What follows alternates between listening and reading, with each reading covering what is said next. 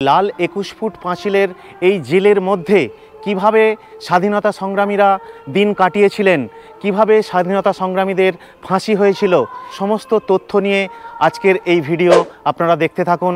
আমার channel travel blogger Subir, যারা subscribe করেননি আমার চ্যানেল সাবস্ক্রাইব করে রাখুন, লাইক করুন, শেয়ার করুন এবং কমেন্ট করুন।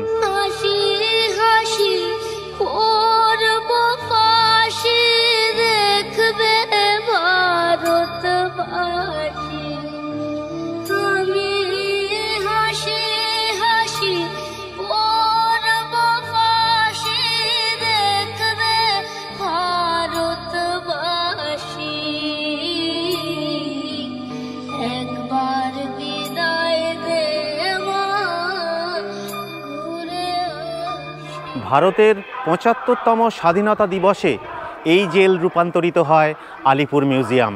কলকাতা, হাওড়া এবং অন্যান্য জেলার যে কোনো প্রান্ত থেকে আপনাকে চলে আসতে হবে কলকাতার Jatin Das park metro station বা বাসে করে হাজরা মোড়। এখান থেকে হেঁটে বা অটোতে আপনারা চলে আসতে পারবেন এই আলিপুর সেন্ট্রাল জেল মিউজিয়ামে।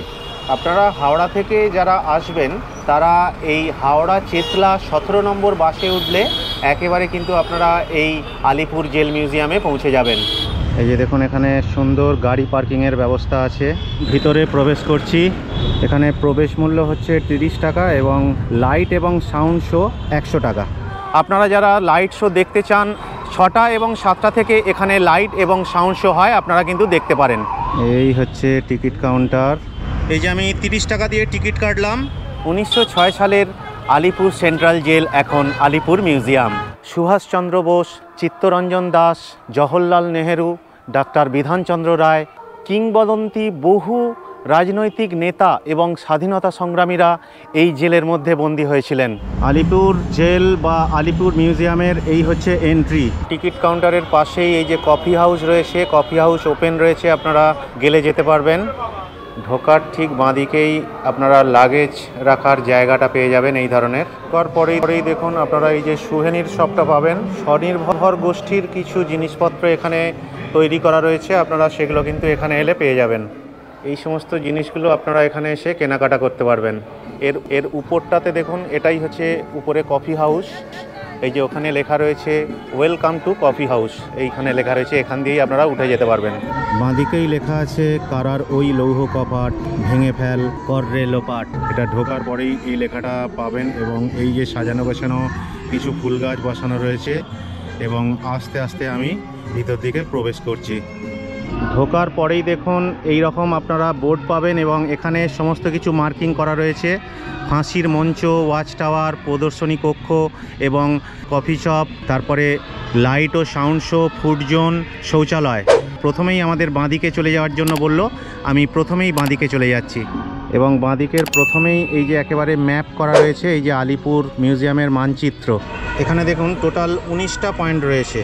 টিকিট কাউন্টার, অফিস ঘর, তথ্য কেন্দ্র, শৌচালয়, এই যে নেহেরু কক্ষ, ফাঁসির মঞ্চ। ১৯০৬ সালে এই আদি গঙ্গার পাড়ে নতুন করে তৈরি হয়েছিল এই আলিপুর সেন্ট্রাল জেল। মঙ্গলবার থেকে রবিবার পর্যন্ত এই আলিপুর মিউজিয়াম খোলা থাকে আর সোমবারে এই মিউজিয়াম বন্ধ থাকে। এই যে দেখছেন পাঁচিল, এই পাঁচিলের হাইট হচ্ছে ২১ ফুট। এই ২১ ফুট লাল পাঁচিল দিয়ে পুরো সেন্ট্রাল জেলকে ঘেরা রয়েছে। এই জায়গাটায় দেখুন মার্কিং করা আছে ফাঁসির মঞ্চ, নেহেরু কক্ষ, নেতাজি কক্ষ, চিত্তরঞ্জন দাস কক্ষ, বিধানচন্দ্র রায় কক্ষ এবং যতীন্দ্র মোহন সেনগুপ্ত কক্ষ।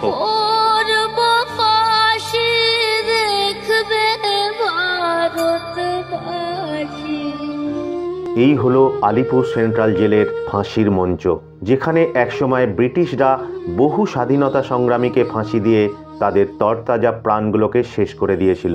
এখানেই ফাঁসি হয়েছিল ২০০৪ সালে ধনঞ্জয় চট্টোপাধ্যায়ের। ফাঁসির মঞ্চের সামনে এই যে কক্ষটি দেখছেন, স্বাধীনতা সংগ্রামীরা যারা জেলে বন্দী থাকতেন ফাঁসির সময়ে এই কক্ষে আনা হতো এবং উপরের এই ছোট্ট ছোট্ট জানালা দিয়ে এই ফাঁসি দেখিয়ে তাদেরকে ভয় দেখানো হতো।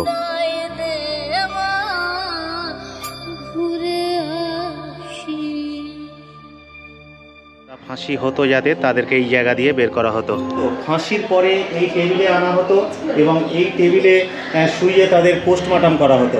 খোকা ওই খোকা, তুই কোথায় যাচ্ছিস বাবা? কোথায় যাচ্ছিস আমাকে ছেড়ে? তুই কি আর ফিরবি না?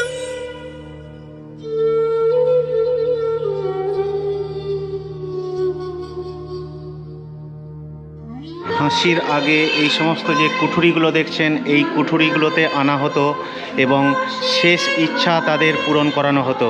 এই আলিপুর সেন্ট্রাল জেলে কানাইলাল দত্তকে 1908 সালে প্রথম ফাঁসি দেওয়া হয়েছিল। কানাইলাল দত্ত নরেন্দ্রনাথ গোস্বামীকে হত্যা করেছিলেন। নরেন্দ্রনাথ গোস্বামী বিপ্লবীদের বিরুদ্ধে রাজসাক্ষী দিয়েছিলেন এবং সেই নরেন্দ্রনাথ গোস্বামীকে হত্যার কারণে কানাইলাল দত্তের প্রথম এই সেন্ট্রাল জেলে 1908 সালে ফাঁসি হয়েছিল। 2004 সালের 14ই আগস্ট ধনঞ্জয় চট্টোপাধ্যায়কে এই সেন্ট্রাল জেলে সর্বশেষ ফাঁসি দেওয়া হয়েছিল।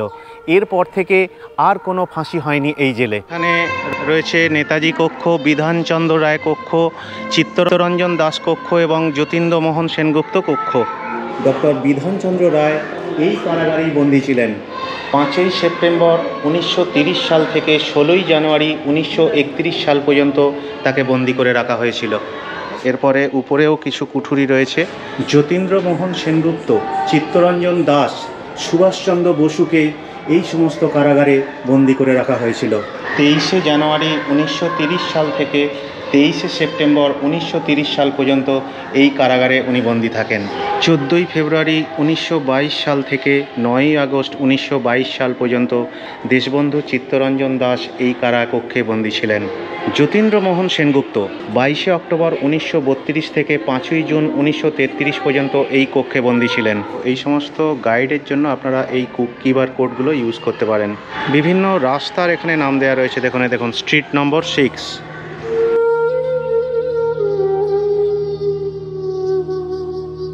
এবার আমি প্রবেশ করছি জওহরলাল নেহেরুকে যে কক্ষে বন্দী করে রাখা হয়েছিল।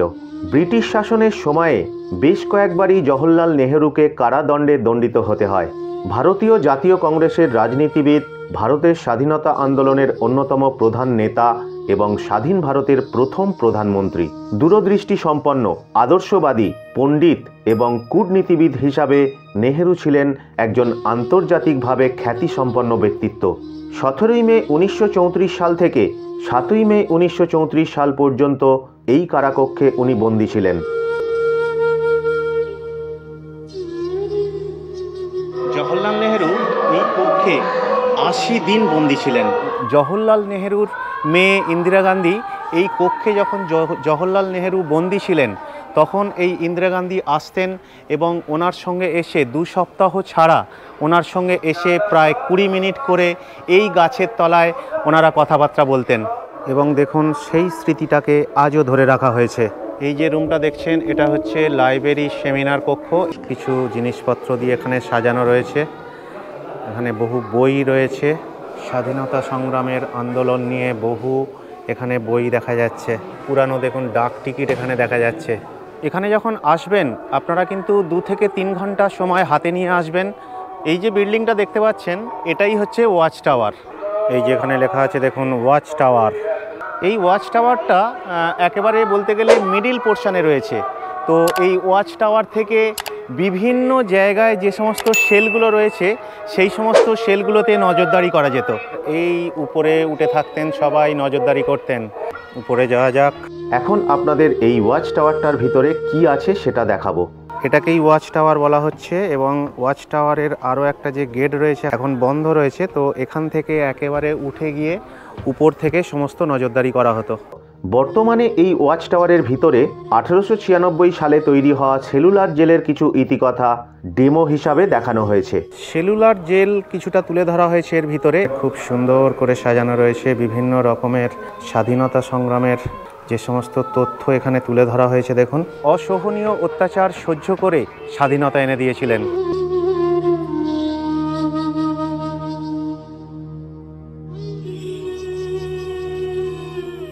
এটা হচ্ছে ঐতিহাসিক কারাকক্ষ।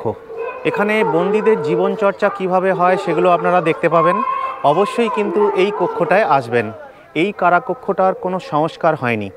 এই কারণেই সংস্কার হয়নি, ব্রিটিশ কারাকক্ষ কেমন ছিল সেগুলো আমাদের দেখানোর জন্যই কিন্তু এই কারাকক্ষগুলো এইভাবে রাখা হয়েছে। একেবারে তখনকার দেখুন, একেবারে পুরানো, কোনো সংস্কার না হয়েই এগুলো এইভাবে রাখা আছে।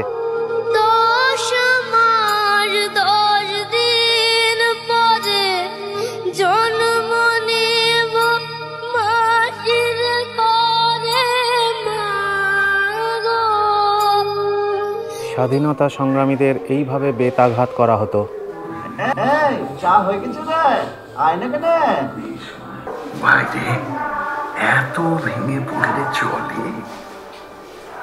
দেশ মায়ের এখনো অনেক কাজ বাকি। তোল তোল, চোখ মুছ, আমাদের যে পারতেই হবে। শুধু এই আলিপুর সেন্ট্রাল জেল নয়, ভারতবর্ষের বিভিন্ন জেলে ব্রিটিশ শাসনের যারা বিরোধিতা করেছিলেন, বহু হাজার হাজার এই বিপ্লবীদের কারাগারে বন্দি করে রাখা হয়েছিল এবং বিভিন্ন রকমভাবে তাদের শাস্তি দেওয়া হতো। এটা হচ্ছে আর্ট গ্যালারি।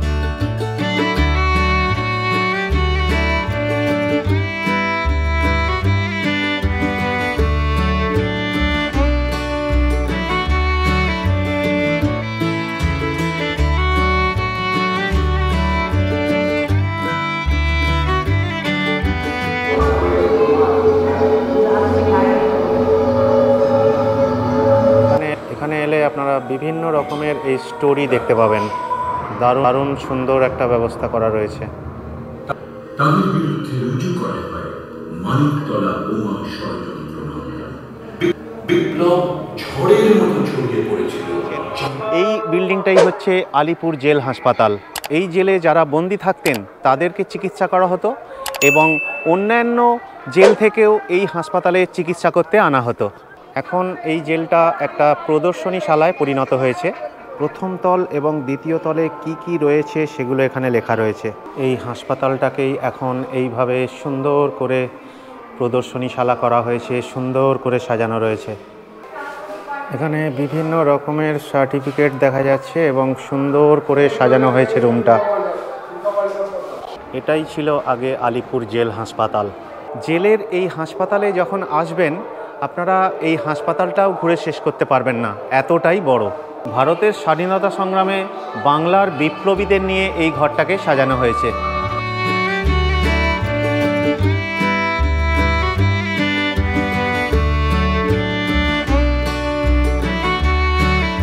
দীনেশ গুপ্তর পিস্তলের অনুকরণে এই পিস্তলটি তৈরি করা হয়েছে।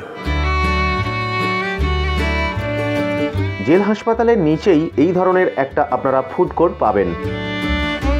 বিভিন্ন রকমের আইসক্রিম রয়েছে, এখানে কিছু স্ন্যাক্স পাবেন।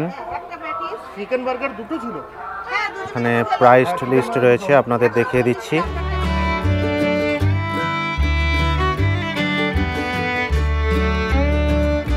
এই দিকটায় একটা স্টল রয়েছে, পর বেশ কিছু স্টল রয়েছে।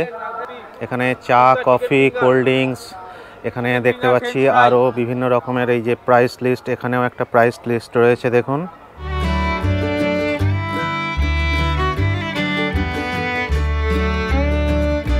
আমিও একটু স্টলেতে এসে কফি খাচ্ছি, খুব সুন্দর লাগছে কফিটা। এখানে একটা 12 নম্বর স্টল রয়েছে দেখুন। 12 নম্বর স্টলেতে কিছু শীতের পোশাক এবং আরও অন্যান্য কিছু পোশাক রয়েছে। এই জেলের মধ্যে যে সমস্ত স্বাধীনতা সংগ্রামীদের ফাঁসি হয়েছিল, যারা অসুস্থ হয়ে মৃত্যুবরণ করেছিল এবং যারা অত্যাচারিত হয়ে মৃত্যুবরণ করেছিল, তাদের স্মৃতির উদ্দেশ্যেই এই স্মৃতিস্তম্ভটাকে তৈরি করা হয়েছে। এখান থেকে সরিয়ে নিয়ে যাওয়া হয়েছিল কয়েদিদের বারুইপুরের প্রেসিডেন্সি জেলে। আমি দুপুর 1টায় ঢুকেছিলাম, এখন 3:45। প্রায় 2.5 থেকে 3 ঘন্টা লাগলো আমার এই আলিপুর জেল মিউজিয়াম পরিদর্শন করতে। সুতরাং আপনারা কিন্তু অবশ্যই একটু সময় নিয়ে আসবেন। সময় না নিয়ে এলে পুরোটা ঠিকঠাকভাবে ঘুরে দেখতে পারবেন না। আলিপুর সেন্ট্রাল জেলে এলে আপনারা এখান থেকে আলিপুর চিড়িয়াখানাও ঘুরে নিতে পারেন। আলিপুর সেন্ট্রাল জেল থেকে আলিপুর চিড়িয়াখানার ডিস্টেন্স মাত্র 2.5 কিলোমিটার। আমার এই চ্যানেলে এর আগের ভিডিওতে আলিপুরের চিড়িয়াখানা দেয়া আছে, সমস্ত তথ্য নিয়ে আলিপুর চিড়িয়াখানার ভিডিও আপনারা পেয়ে যাবেন। তবে আলিপুর চিড়িয়াখানা এবং আলিপুর মিউজিয়াম যদি আপনারা একদিনে ঘুরতে চান প্রথমে আপনারা আলিপুর চিড়িয়াখানায় সকাল 9টার মধ্যে চলে আসবেন এবং এখানের চিড়িয়াখানা ঘুরে নেওয়ার পরে আলিপুর মিউজিয়ামে চলে যেতে পারেন, কারণ আলিপুর মিউজিয়াম ঘুরতেও আপনাদের প্রায় 2.5 থেকে 3 ঘন্টা লাগবে এবং চিড়িয়াখানা ঘুরতেও প্রায় 2.5 থেকে 3 ঘন্টা লাগবে। তাহলে আপনারা দুটো জায়গায় খুব ভালোভাবে ঘুরতে পারবেন। আপাতত আলিপুর মিউজিয়ামের ভিডিও আমি এখানেই শেষ করছি। ফিরে আসছি আরও একটা নতুন ব্লগ নিয়ে, প্লিজ সঙ্গে থাকবেন। দীঘা, মন্দারমণি, শঙ্করপুর, তাজপুর, পুরী, সিকিম, বকখালি, ঝাড়গ্রাম, বেলপাহাড়ি, কাঁকড়াঝোড়, ঘাটশিলা, টাটানগর বহু জায়গার সম্পূর্ণ ট্যুর গাইড পেয়ে যাবেন। প্লিজ আমার চ্যানেল সাবস্ক্রাইব করুন, লাইক করুন এবং শেয়ার করুন। ভিডিওগুলো ভালো লাগলে অবশ্যই কমেন্ট করবেন। আমি সুবীর এবং আমার চ্যানেল ট্রাভেল ব্লগার সুবীর। আমার নেশা ফটোগ্রাফি এবং বিভিন্ন জায়গায় ঘুরে বেড়ানো, এবং সেই ঘোরা বেড়ানোর ভিডিও আমার চ্যানেল ট্রাভেল ব্লগার সুবীর এই চ্যানেলে আপলোড করি। প্লিজ আমার চ্যানেল সাবস্ক্রাইব করুন, লাইক করুন এবং শেয়ার করুন।